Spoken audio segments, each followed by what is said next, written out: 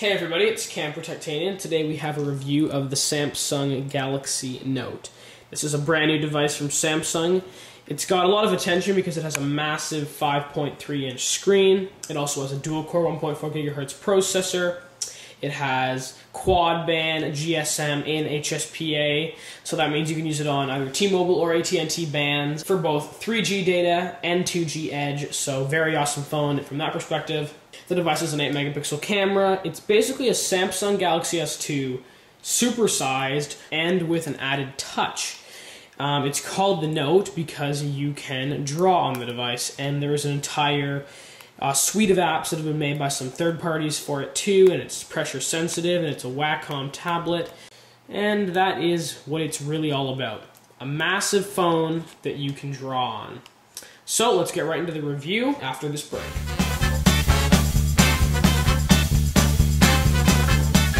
We'll start off by taking a look around the device, seeing, what I think of just like in-hand experience. So we can see, we'll just turn off the screen there, and we'll just go across the entire front. So on the bottom, you have the home button and two touch-sensitive buttons, menu and back. No search button. You can hold this to do the search function though, so pretty cool that way. I actually do not like the search button, and Ice Cream Sandwich has done away with it, so this will be a perfectly ready Ice Cream Sandwich device, and Samsung has promised it will get Ice Cream Sandwich next year.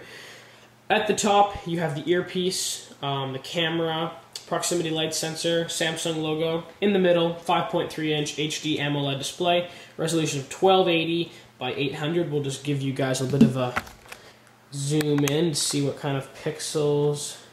So I can't get any closer than that, but you should be able to see very high pixel resolution and an incredibly bright and vivid screen.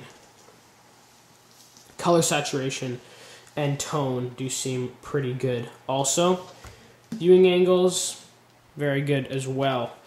So overall, the screen is incredible. So that's the front of the device. On this side of the device, power button, nothing too special. The rest of it is clean. It's good they have the power button on the side here because it'd be very impossible to reach up to the top. This side of the device, volume up, down, nothing. The rocker does work well. One of my complaints with the rocker is that when you are holding the device and you want to turn up the volume, sometimes you will go to turn up the volume and you'll turn the device off. So you'll be doing something, you want to turn up the volume, and you'll turn the device off because both the rocker, your fingers are on opposite sides, and because of the absolute size of the device, your thumb doesn't end up above, or you have to have it below, so just a little thing to worry about. Sometimes I've been turning off my phone when I'm just turning up and down the volume. So the rest of the side is clean. At the top, 3.5mm headphone jack, and there's a microphone if you can see it. Back, 8-megapixel camera, 1080p video.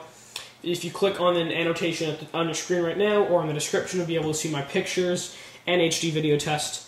Samsung logo, sort of a piece of plastic just put on top there.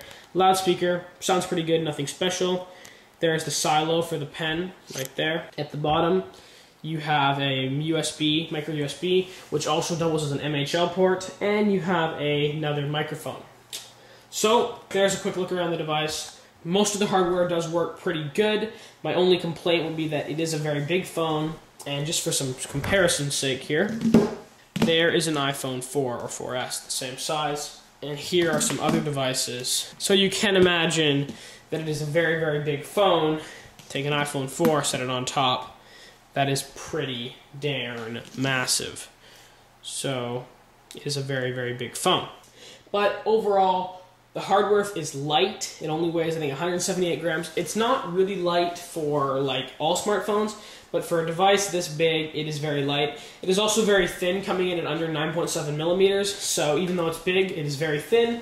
And even though it's made of plastic, it feels pretty solid. Sure, it's not some metal and glass, but considering it's made of plastic, feels legitimately solid and nothing you feel like you're going to break. So, typical Samsung device, made of plastic, but made and built well. We're back, and we'll now talk about the software of this device.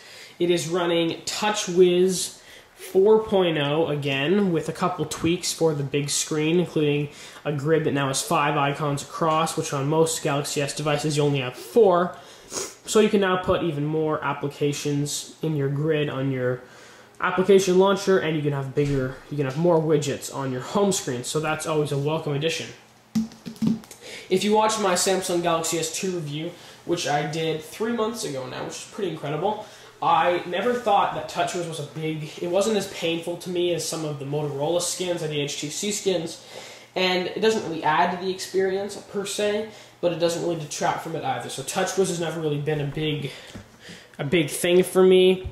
I've always been able to use it fine and not have a big problem with it. So the same goes here, and this skin is not offensive or overly irritating in any way, but it's nothing really added either. We'll go into the web browser now. I just like to say with this device, one other thing, this is sort of like a hardware software, win for the Samsung Galaxy Nexus. Well, I just called it the Galaxy Nexus. The Galaxy Note is that the battery life is incredible.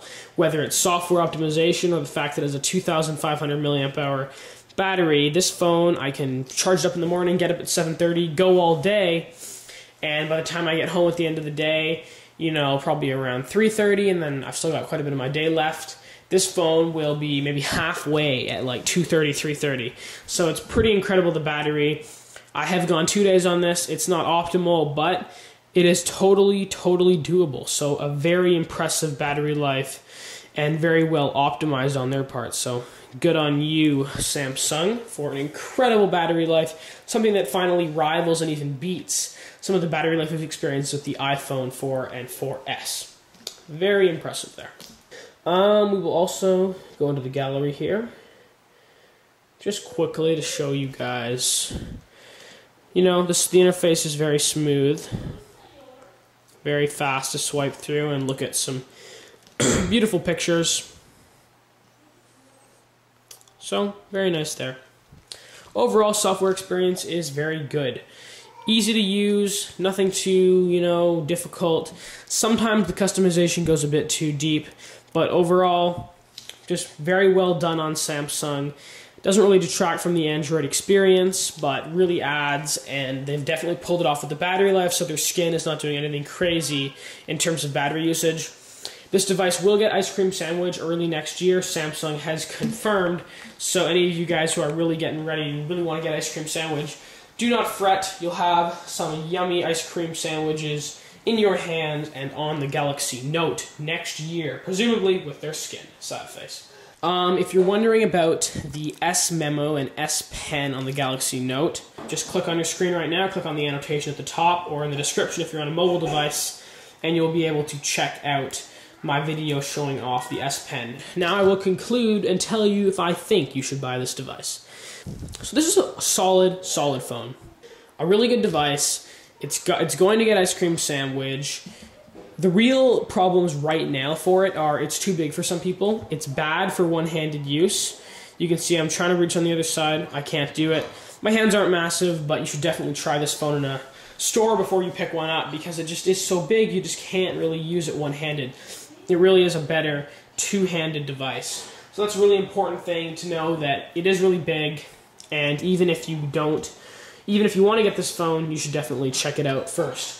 If you're in Europe, this is probably not a thing for you, but if you're in Canada or the United States, which now both have networks that are rocking LTE in the States especially, there's Verizon, there's AT&T. In Canada, we have Bell, and we also have Rogers with, LTE. You're not going to be able to get your LTE fix on this device. So if you're looking to get onto that LTE bandwagon, not going to be here for you. So other than the fact that you don't have LTE, you don't have a very good one-handed experience, and the phone's massive, this phone is great. I would totally recommend it to anybody. And if those problems are really, problems for you, get a Galaxy S2. So that's good, right? But the real question is, in my opinion, you should not be buying this phone right now at all, because the Galaxy Nexus is around the corner. And we all know the Nexus devices always get the blessing from Google, always get the support for a year or more afterwards. And that is what's really worth it. When you have that support just coming and coming, your device is always going to be nicer. Sure, Samsung says ice cream sandwiches coming to this device, but I can guarantee you it's not going to get jelly beans or whatever's coming after, and the Galaxy Nexus will, which is just why it's nicer to get a Galaxy Nexus. There are some small software issues on here with the browser and a little couple things here and there, and even though the battery life's insane, the device is overall a rock solid nail on the head, it's just not perfect. And normally, just not perfect is good enough, and that's what you're going to go for, right? Because no phones are perfect. But the Galaxy Nexus is going to be even closer. So, Camera Titania, I give this phone an 8.5 out of 10. Adios, amigos.